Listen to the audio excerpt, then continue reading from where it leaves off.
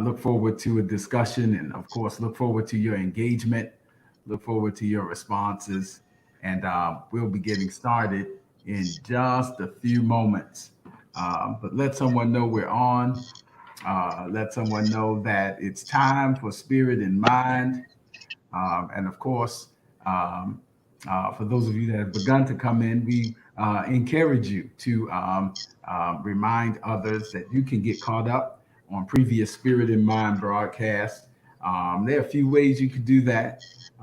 You can go to YouTube under CGR Ministries, C. Guy Robinson, CGR. If you go under YouTube, put that in, you can see all of the episodes of Spirit and Mind, and you can get caught up and engage us in the weeks to come, having been brought fully up to speed. And so that certainly is available. And we like questions, so it's a good thing. And so we are both, Dr. Shepard and I, involved in the talking professions and the talking cure, even as Freud and his contemporaries called it. And so we invite you to feedback with us. You can go to YouTube. That's one way. You can subscribe even and receive notices when we upload new content. You can also contact us on Facebook. And Dr. Shepard, of course, has his information. So please feel free to share this broadcast. You can check out our timeline. Dr. Shepard, would you care to share any of your contact information? Absolutely, absolutely. Well, first of all, just good afternoon, everyone. It's good to be back with you all today. Again, contact information, as Bishop was just saying, you can find me on Facebook. I have two pages, just my regular spelling of my name as you see there on the broadcast. I prefer for you to go to my professional page and you can get information there. I typically have information there on a weekly basis on different things that relate to mental health. And you can also check me out at my place of employment, which is Hope Health Systems, 410-265-8737 is the phone number. Or you can check me out through our website there, hopehealthsystems.com. Also, I have my own personal website too, which is drjonathanshepard.com. Again, spelling is right there on our broadcast. So you can get that spelling. Okay. Absolutely, absolutely.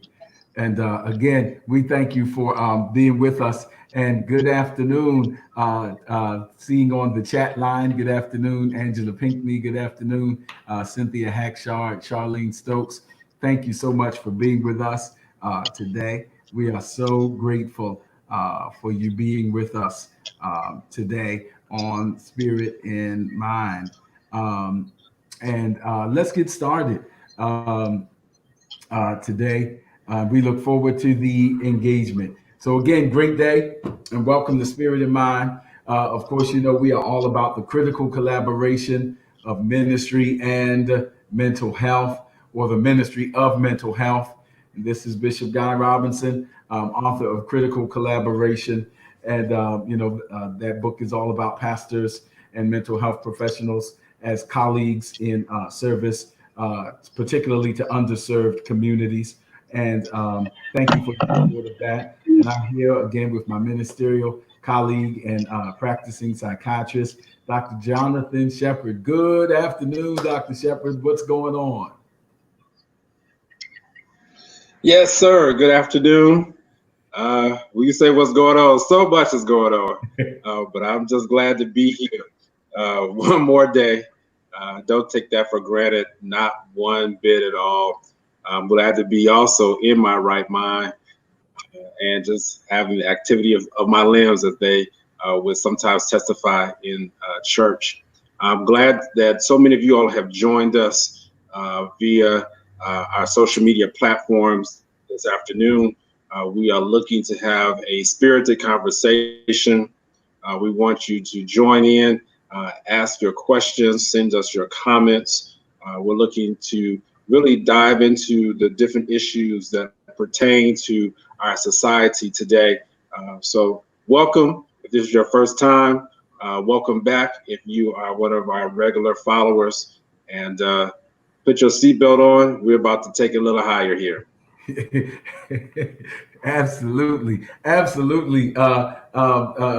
Today on Spirit and Mind, we're talking about cultural influences on decision making.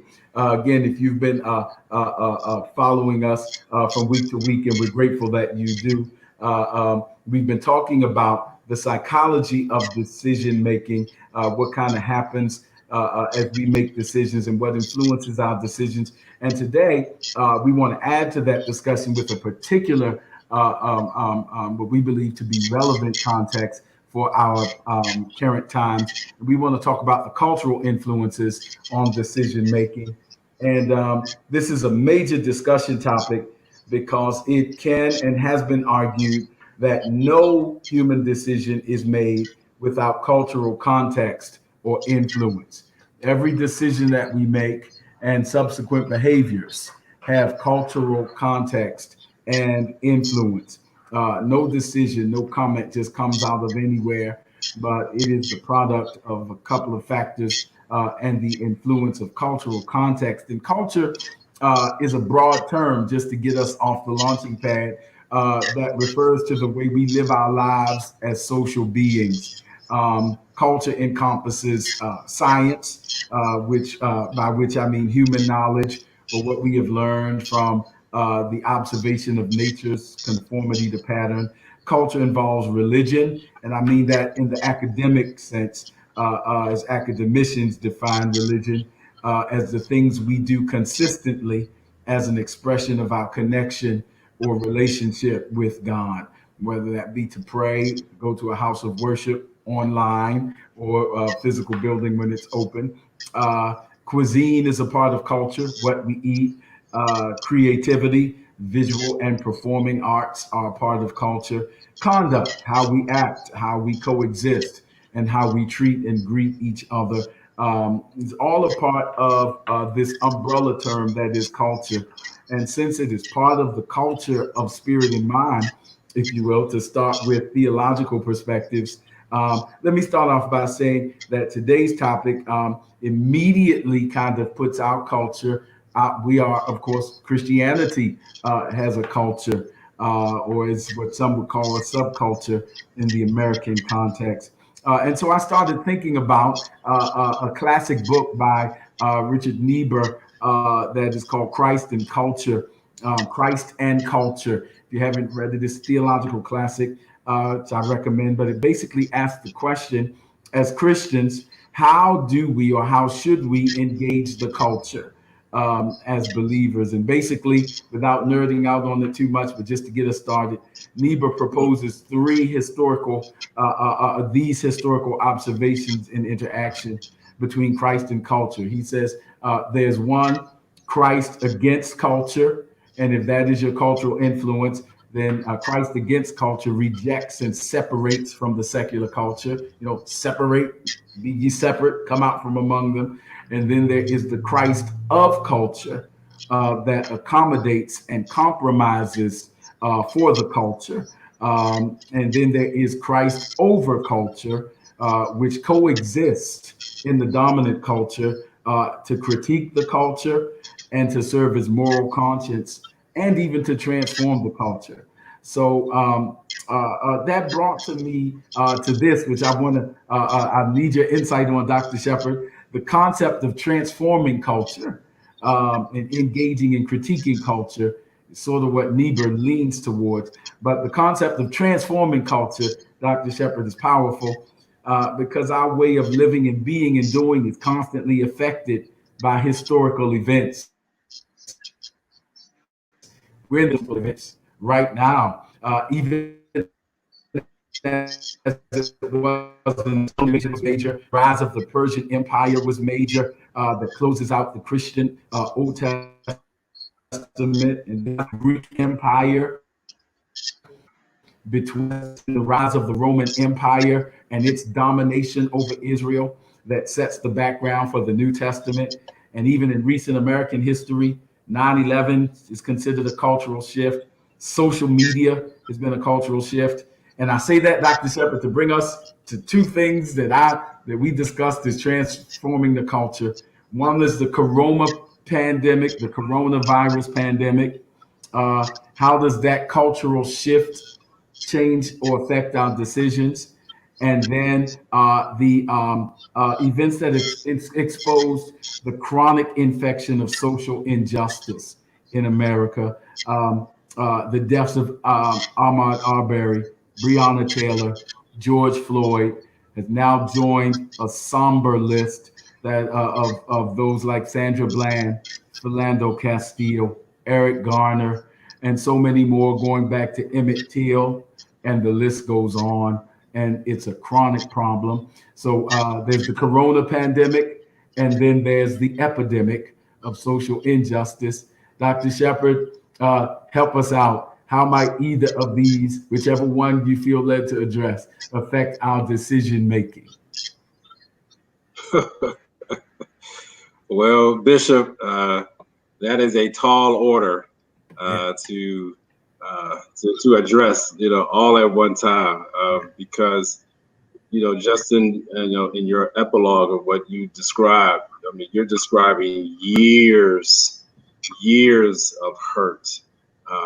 I should say even years is probably not even the right term. Centuries of hurt and just neglect and abuse. And so I'll just say that whether or not we understand it, we are in the midst of a cultural change right now. We are in the midst of a culture change right now, right before our very eyes.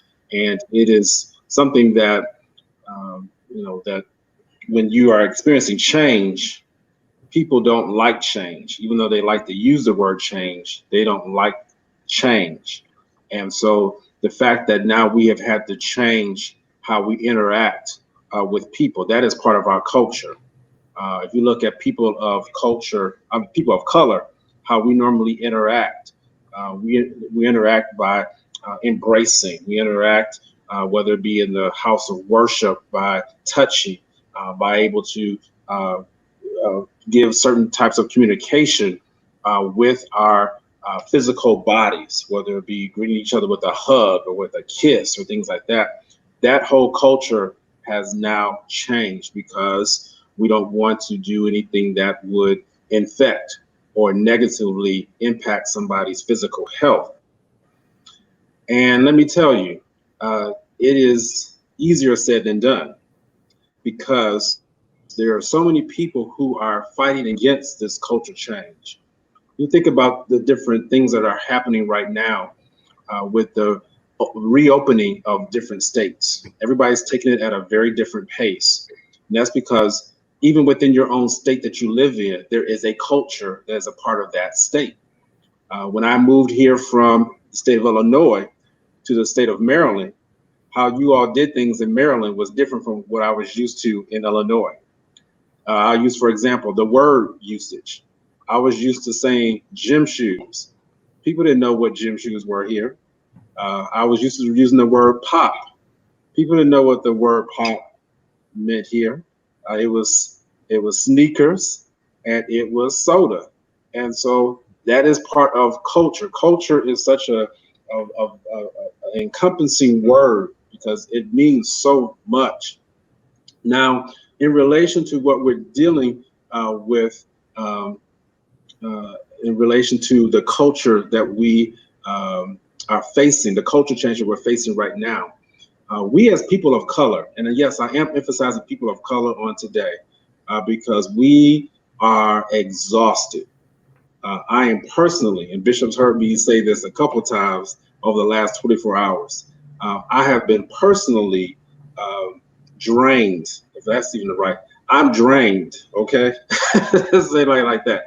Mentally, physically, just emotionally drained. And how does that relate to the whole culture change? Because I realize that we are in a midst of a change. And when you're in the midst of a change, it will take the energy out of you. When we were shut in place, the stay-at-home order, that was a culture shock for so many of us because we had to change our behavior. Behavior is part of culture. And now, as we continue to have the light shown or shined on our disparities, the healthcare disparities, which have already existed there, the pandemic just brought it to light. It was nothing brand new. They were already existing there. It's just that people had not shone such a bright light on it like they are right now. And then to have insult to injury, to where you have people who have been literally killed right before our eyes, and they've been killed multiple times. And you might say, well, how was that? They were only killed one time. They're killed every single time they show that video before your eyes. Yes. So if you've been watching that video 70 different times, they were killed 70 different times before you, which is why I need to just digress real quickly. You need to stop watching so much violence and trauma, because it's only perpetuating the things that are going to enrage you, cause you to have more anxiety, cause you to feel more stress. So be aware that every time you watch that video, you're killing the person again, because you know what the end result is. And the end result does not change. So we have to be careful how much we intake. And get back on track. But I tell you, right now, we are in the midst of a culture change. We have to make certain decisions, whether or not are we going to even step outside our house. When are we going to step outside of our house? How are we going to engage the people who we meet outside of our house? Whether we send our children back to school. That will be a culture change. And I'm not talking about elementary, middle, or high school, but I'm looking at the different campuses and how they plan to approach. Each university has a certain culture, and you know that.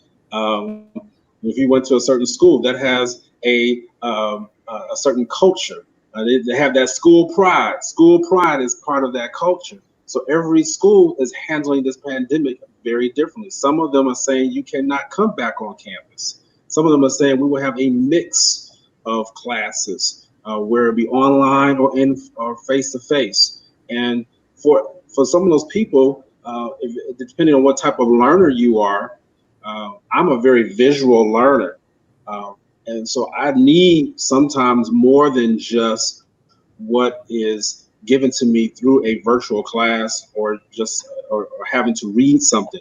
I need sometimes that face-to-face contact for me to be able to solidify the information that is in my head. So all these different things are part of culture change, and we need for you to examine what parts of the culture that you are in, how you're going to make that change and how you're going to adapt to that change. Yes, I get it. I get it. As you said, it's a broad umbrella. That's what we started off with, talking about culture. But what I hear you saying, Dr. Shepherd, is what I hear is the importance of cultural awareness and cultural competence. I make those distinctions by this. Cultural awareness is to be able to know and see and acknowledge the values and the way my particular culture, whether it's my subculture at school, subculture at work, or socioeconomic subculture, because I'm going to talk about that in a minute. What is the culture in which I am immersed? You have to become a cultural critic, a cultural observer, if you will. And then how do I navigate through my particular cultural setting in a way that's healthy for me? And so I say that because you talked about school subcultures and others. And then it's been argued that there are socioeconomic cultures. There is a culture of wealth. There is a culture of middle class. There is a culture of poverty. And by culture, I mean a way of life. And each culture, if you go with that theory, has a certain set of survival skills that are important for that culture. For example, if you're a part of the culture of middle class culture, it's been shown that security in the future is important. But if you are part of the culture of the impoverished, which means a lack of resources. I don't mean that insultingly. I mean poverty is a lack of resources. If you are in a life of culture of poverty, the different survival skills you need. You need to know what restaurants give away food. You need to know where the check cashing places are. Those kinds of things. So that's what some of the studies show. Your timeline is different if you're in a culture of poverty as well. Whereas middle class is concerned with future security. So upper middle class, you talk about 401s and 403s, and my retirement plan is in trouble or in jeopardy. I'm concerned. The future security is a value in that culture. But it's also been shown that in a culture of poverty, the future is an abstract notion and major assumption, because the timeline for poverty is much shorter. I live in the immediacy of right now. What's going to feed me today? And you may even see some of that in the debate on the national stage. When this is where I thought of you, Dr. Shepard, is that the medical community is clear that a relapse is pretty much statistically probable. And I may even, adjust me there. But in light of the looming probability of a relapse, there's still the financial pressure creates this assumption, this kind of, well, I need to just kind of get through this, and I'll worry about the fall or the winter when it gets here. I lift that to say that's the influence of culture on decision making, and how do we live with that tension, Dr. Shepard? What are your insights on that? Yeah, absolutely. There is a great tension, and which is one of the reasons why, even right now, I can just say personally, fighting that tension will exhaust you, because you don't know who to believe, who to trust. And one of the things I wanted to bring up, and I think this is a good segue to do that, is that what we're dealing with in many cases is what's called burnout and fatigue. We are dealing with burnout, we're dealing with fatigue. The definition of burnout, I'm just looking over here at some of my notes. Burnout occurs when passionate, committed people become deeply disillusioned with their career or job or anything really from which they have previously derived much of their identity and meaning. I'll say that again. So burnout comes from when or occurs when passionate, committed people, all right, they become deeply disillusioned with their job or career or whatever it is that they are passionate about, which they have previously derived much of their identity and meaning. It also occurs when the things that inspire passion and enthusiasm are stripped away, and then tedious and unpleasant things crowd in. So to break that down, that means that in order for you to experience burnout, you must be passionate, committed about something, and you must become, requirement number 2, deeply disillusioned. You are not going to be burned out if you're not passionate, committed about something.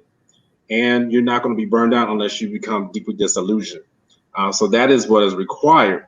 And how does this apply to our culture and what is occurring right now is that when we are experiencing and when we have experienced this shock, again, to the way our norms in which we adhere to, many of us have literally become burned out and fatigued. And I keep saying there's a difference between burnout and fatigue. Fatigue is really, you can have different forms of fatigue. You can have physical fatigue just from working out, just from overuse of your body, overuse of the muscles that you have. But then there's also mental fatigue. When you have had a stressful day and you've been up trying to make these decisions, up trying to continue to do the things that you know that you need to do to stay healthy, to be able to maintain your job, to be able to maintain your home, to be able to maintain some sense of sanity and be able to get some rest. That all weighs on you. Yeah. So can you imagine, just for the last couple of months, the shock that has occurred within our neighborhoods, within our society, the shock that has occurred with the fact that many people have now lost their jobs expectantly. There was no type of notice that this was coming down the pipeline. And then been told that you now have to manage your own children at home, become their teachers, become whatever it is that you need to become for your family.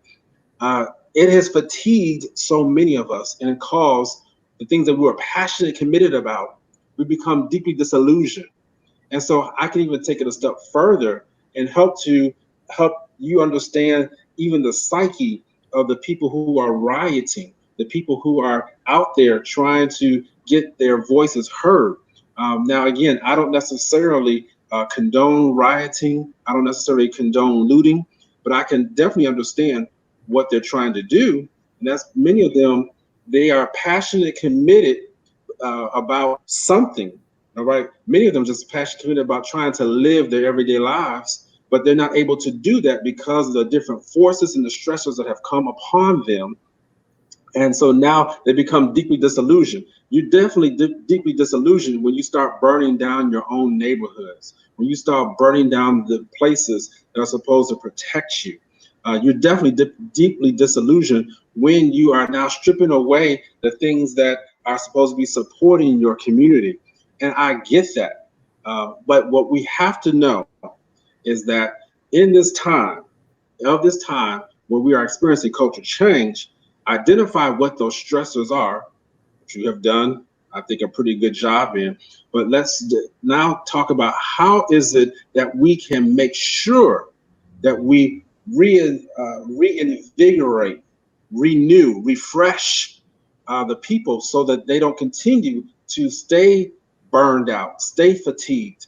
Because again, I'm looking for ways, even today, even as I was preparing for this show, my go-to, again, I'm a Christian believer, unapologetically.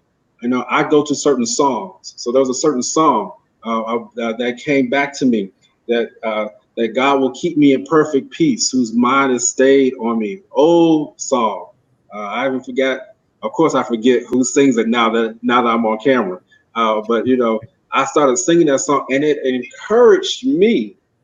Because I'm just like, I need some peace. I need some real peace. Yeah. Because I'm troubled. I'm troubled. Yeah. All right, Bishop. Yeah. And acknowledging that is it's important for us to do. Regina Coach Weathersby said yes, it's overwhelming. And thank you, Latroy folks. Yes, we were talking about Maslow's hierarchy of needs, essentially. While we got some fellow nerds on the line with us, I love it. And so, but absolutely acknowledging this is part, and being able to assess the culture, assess our reaction to the cultural stressors, and acknowledging that is so important. And it's even biblical. You have the song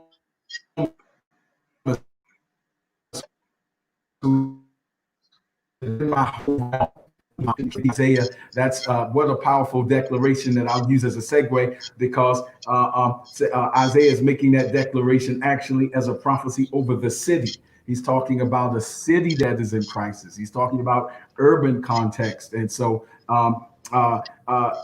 there can be some fatigue. And so we want to shift a little bit. Recognizing the language. We talked about socioeconomic factors, and cultural awareness is also important to know when we're talking to different cultures that have different experiences, because cultural competence is a skill. So I hope I'm clear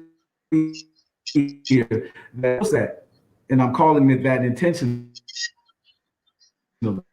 that might not be effective in the culture of wealth, but neither is sometimes the language and culture of wealth a survival skill. That's the sort of argument in the social experiment, that you could take someone who is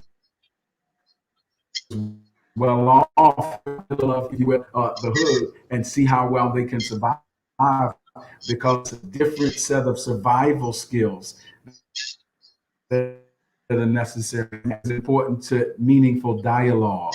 And so it's important to know those kinds of things. And as African Americans, we wrestle. Thank you, Latroy, folks. Again, you mentioned double consciousness, which is a W.E.B. Du Bois term for what we wrestle with as our existential state, even as African Americans.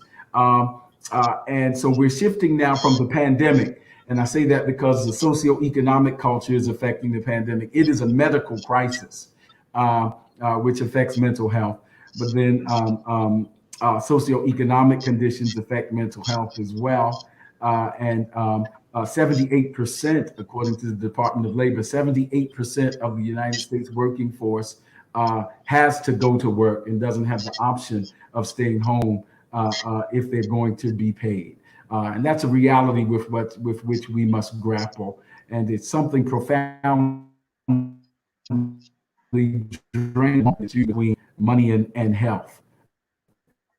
And so that's a bigger discussion for future time. But you kind of shifted, Dr. Shepherd, to something that was major and relevant today in terms of the social engagement and the protests that are happening. And Dr. King said that protests, particularly, and some make the distinction between protests and riots. So I won't get into nomenclature there too much. But Dr. King said it is the language or the voice of the unheard. And so this it does raise the question that I want to pose for your feedback, Dr. Shepherd, of a frustration. Again, these issues are not new. It's sort of chronic. What would you say to this kind of response that, okay, not condoning the destruction of property per se, but just in a train of thought? Is there possibly a train of thought that's like, okay, this is a recurring issue? And I mean, of course, there's slavery to segregation to Jim Crow, Reconstruction. Made some promises, and I'm using we in a collective cultural term. You made some promises, and then Reconstruction was what one historian called the nadir, or the low point of relations between African Americans and European American culture. But what else do we have to do? This is the frustration of an abusive relationship. We sat at lunch counters, and when we sat at lunch counters peacefully, we were spat upon, we were called names, and the police were called. We marched down the streets, we marched across Pettit Bridge quietly, and the response was fire hoses, clubs, and attack dogs. Our athletes took a knee in a peaceful act of raising consciousness, and they were called out of their name, even by persons who possessed the highest office in this country that wrestles with racism. So we took a knee, and you did that, and called us SOBs for taking a knee, literally. And we go in Central Park and ask about abiding by the rules that the dominant culture set, and you weaponize your cell phone to call the police. We go to the polls, and we have to worry about gerrymandering and voter suppression. We address it in our own houses of worship, and they are burned down like Mother Emanuel Church. They're bombed like 16th Baptist Church in Alabama. They're vandalized like churches across the nation, too numerous to name. Slaughtered in Bible study like Emmanuel Church again. And then you erroneously mislabel it as politicizing by your evangelical element. One historian said that the Confederate Army surrendered, but the Confederate pulpit never did. And so what else works? Because everything is considered inappropriate. There's a kind of frustration to that, to say what else, because it's never the time to talk about it. It's never the time to do it. And that really is denial, is it not? Angela Davis once said that this is a twofold problem because neither is meant to live like they were living. We weren't meant to be abused, and neither are we meant to be abusers. So there's a mutual dehumanization that is happening here, and that leads to a kind of frustration. And so again, what's happening in the psyche? I know the APA formally recognizes what is called racial trauma, which has the exact symptomology of post-traumatic stress disorder. And I would assert that we see the symptomology of racial trauma. So I just want to, what do you think, Dr. Shepherd? What do we do? My Lord. I know that's a big question. Well, Bishop, when you just well, Bishop, I mean, you just went down a list of things that we have tried to do, and we tried to do, and these things have not worked. So that in itself is just, man, that is hard to hear. Even when we are protesting safely or non-violently, I'll say it like that, and still we get knocked down, we get called out of our name. That is so unfortunate, so unfortunate. But to get back to the question, I guess, or the statement that you were making as to what is going through the psyche, I went through a little bit of that with regards to the fatigue and to the burnout. But when you look at the post-traumatic stress disorder, by definition, post-traumatic stress disorder is a chronic state that has occurred for a person for at least more than a month. All right. When you have experienced post-traumatic stress disorder, there are certain symptoms, and these symptoms have had to occur in your life for more than 1 month. And we know already that they meet the criteria based on the timeline that you just gave, Bishop, because these things did not just start back in April. These things have been going on, like I said, for centuries. And so we meet the timeline criteria already. What are some of the other things that relate to post-traumatic stress disorder? So there is a thing that happens that's called hypersensitivity that occurs when there's post-traumatic stress disorder. Certain things that you may have experienced during that particular trauma or traumatic experience, you are now even more sensitive to that particular sound or even anything that relates similar to what you experienced. So let me even backtrack. Something that's not post-traumatic stress disorder does not fit under post-traumatic stress disorder unless it was an event that could have literally hurt or killed or taken your life. All right. So in order for something to be deemed as something that will fit under that category of post-traumatic stress disorder, it must be an event that was life-threatening or that could have harmed or could have changed the alter the life of your alter the course of your life. So that is, first of all, clear. We need to make sure that that's clear regarding post-traumatic stress disorder. So then they go back along to what I was saying with the hypersensitivity, is that even if you hear something, even if you smell something that is even remotely possible to that initial event that could have hurt or killed you, it will take you right on back to where you were, where you once were. I have several examples. A lot of people don't like to talk about smells, but let me tell you, smell is probably the most sensitive. What's the 5 senses that we have? Smell is probably the most sensitive, but it's probably the one that we talk about the least. I was just reading in the journal, I forget which journal I was reading just this past week, literally, where 1 out of every 50 genes in our body are dedicated to the sense of smell. Isn't that amazing? Smell is such an important thing. So the thing about smell, though, is that you can smell somebody's perfume, you can smell somebody's cologne, you can smell somebody's smell something burning, and it will take you back to where that life-threatening event occurred. Now, why is this important?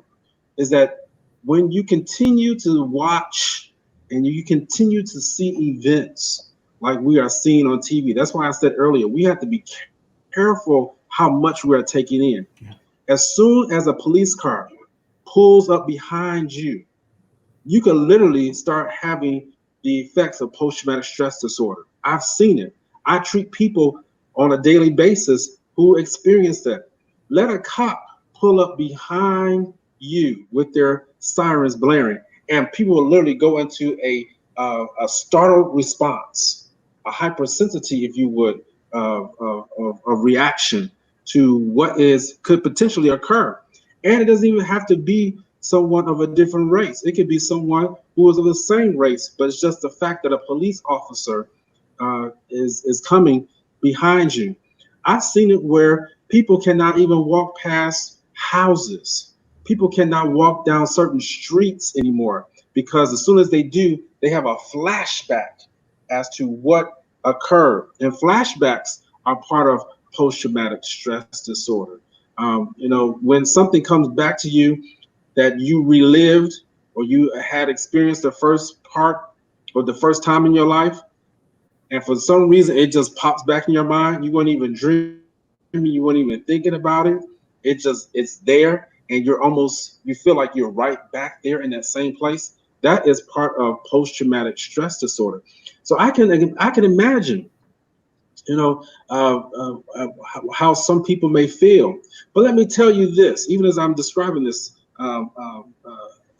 Bishop, is that we still have to make our story known. What I'm describing right now is not a reason or excuse not to tell about the Black plight or about our history. Because one of the reasons that I think, or one of the solutions that I can hear in helping to hopefully ease some of the tension, is that we need to be able to have more platforms to describe what Black culture is like. So parents, you have to advocate for Black history to be taught in your schools, in your child's schools. There must be more Black history taught on our campuses. We must spend more time in our houses of worship talking about Black culture. I know this is our time to get our shout on and our praise on. That's all good and dandy. But we have got to spend time talking about what got us to where we are today. So many people do not understand why we even sing certain songs when we are in our houses of worship. They don't understand when we have Black History Month, some of the Negro spirituals, some of the people who were very instrumental to even the birthing of certain churches and how that even came about. Here in Maryland, we have synagogues, we have churches where the Underground Railroad literally stopped in some of our houses of worship. So these things have to be told. These things have to be explained to our people. And so I think that is just one of the solutions to be able to combat this violence. Because let me tell you this, and again, I don't say this recklessly. I don't say this without compassion, but the things that have occurred, they have already occurred. They've already occurred. And we need to make sure that we don't allow them to occur again.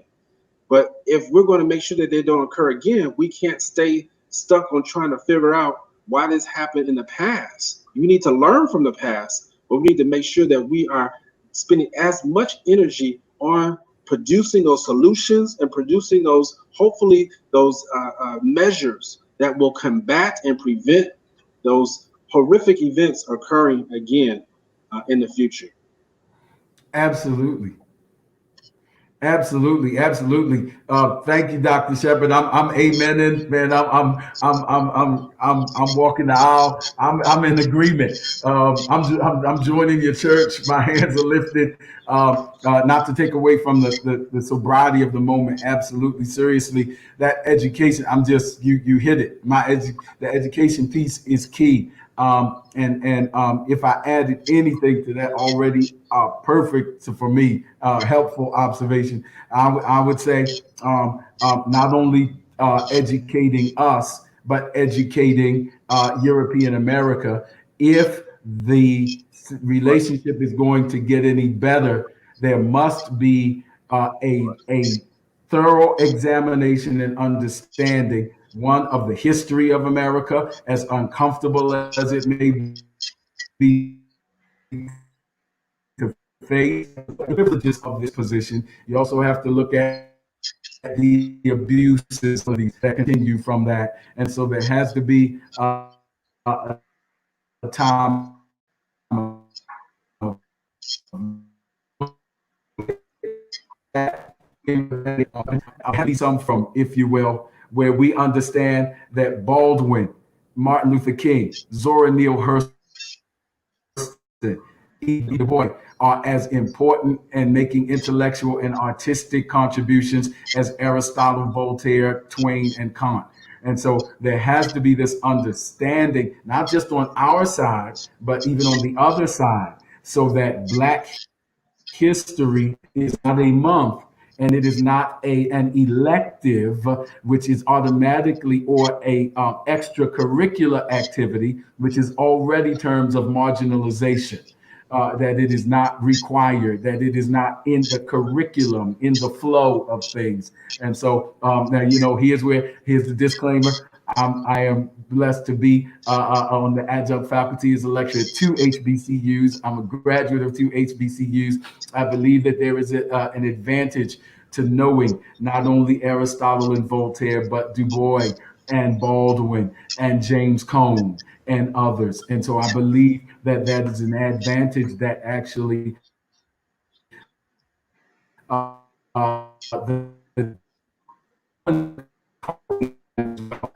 never without did.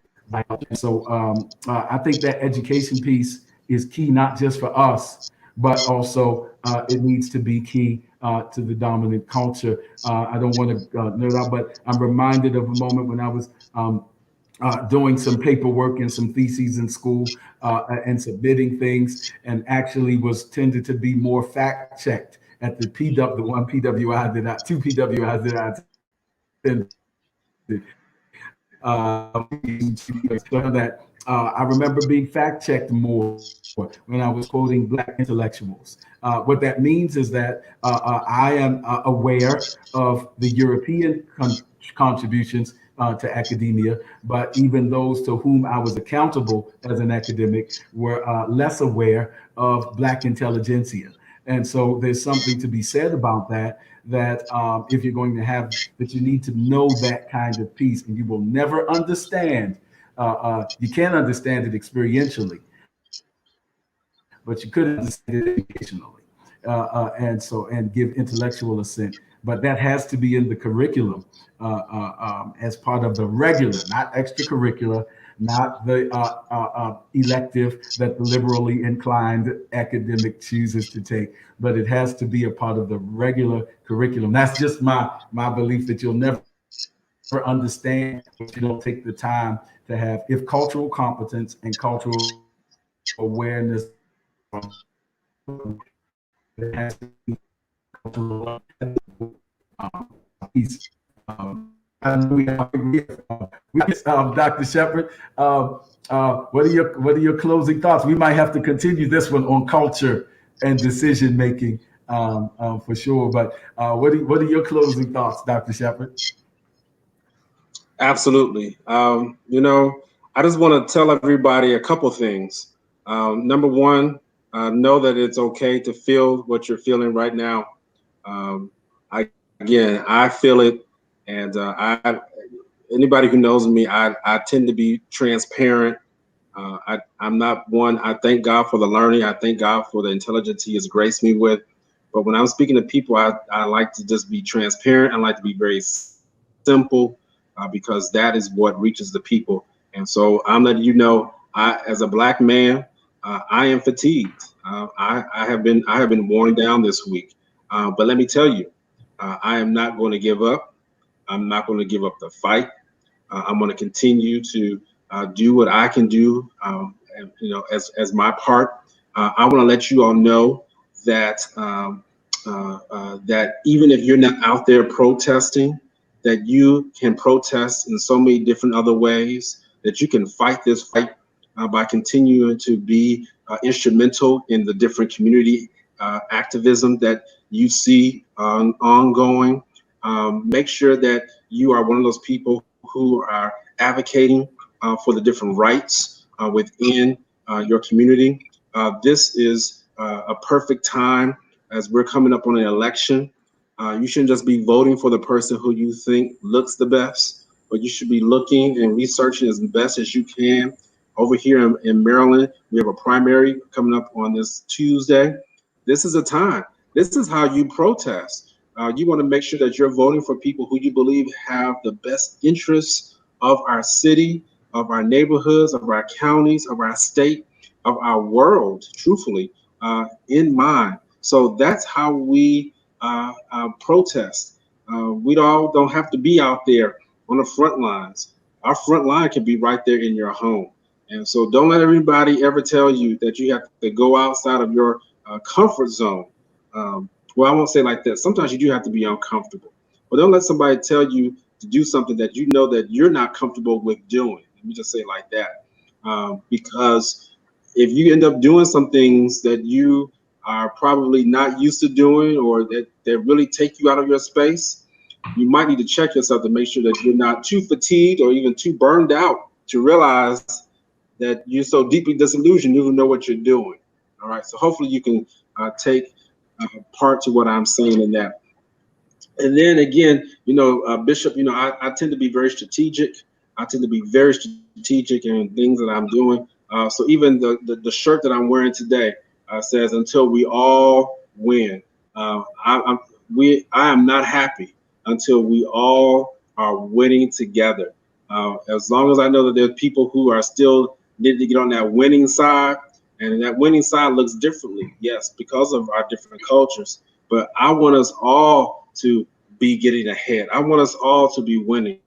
I will not be happy until we all are winning. And so I want to encourage you that even in this reopening stages, to do not let go of your fervor. Do not let go of your fire.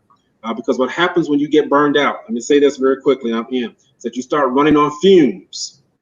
And the problem with running on fumes is that fumes are toxic and they're gaseous and they leave a nasty aroma.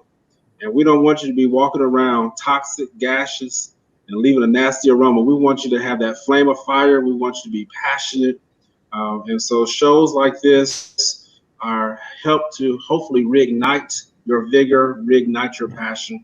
And so again, I just want to speak wealth, health, and prosperity over you. And we look forward to another good conversation next week. Thank you, Dr. Shepherd, and thank you everyone for watching. Listen, I want to give you a few things that I would just recommendations to consider, considerations, and what can we do in making decisions in this concerning cultural context that we're presently, as I said, the pandemic and then the epidemic of chronic social injustice in America. Few things. One, Dr. Shepherd already said, peacefully protest. It is a right. Peacefully protest, and there are certain engagements and protocols for peaceful protest. So I encourage you. You can Google that, the engagement for peaceful protest. Google that and be informed in what peaceful protest looks like and what the expectations are, so that you go and do that wisely. Two, be persistent in the process. Protest gets the attention, as Dr. King said, and then process is the persistence, understanding that there will be all kinds of resistance. So you have to be persistent in the process of change. Third, I would encourage us to vote. Despite all of the efforts of gerrymandering and voter suppression, vote, use your voice. I know it seems like a big problem, and as one person, it doesn't seem like one vote is making a difference, but no, it really is. You got to know that when we do it together, there's power in it. Talk. You've heard Dr. Shepherd say, this is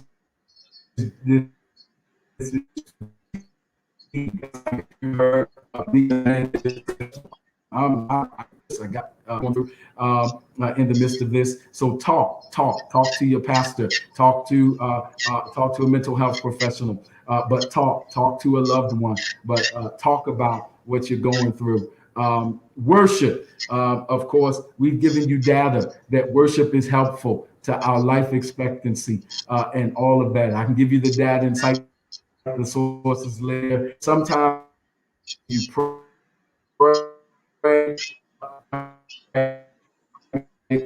sometimes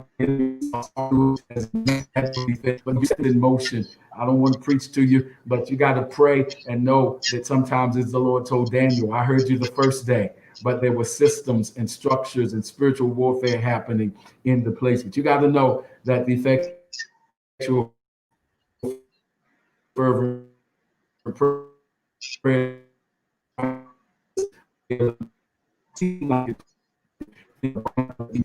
and I'll put this in the text. I was blessed to be on a forum presented by The Color of Change on a webinar last night. It was hosted by Van Jones, contributor to CNN, Van Jones, Bishop T.D. Jakes, Reverend Al Sharpton, Angela Rye, and for thecolorofchange.org. And this is something that you can do, and I'll put this down. You can text the word demands to 55156. And then send another text, Floyd, and I'll put that in the chat line here, to 55156.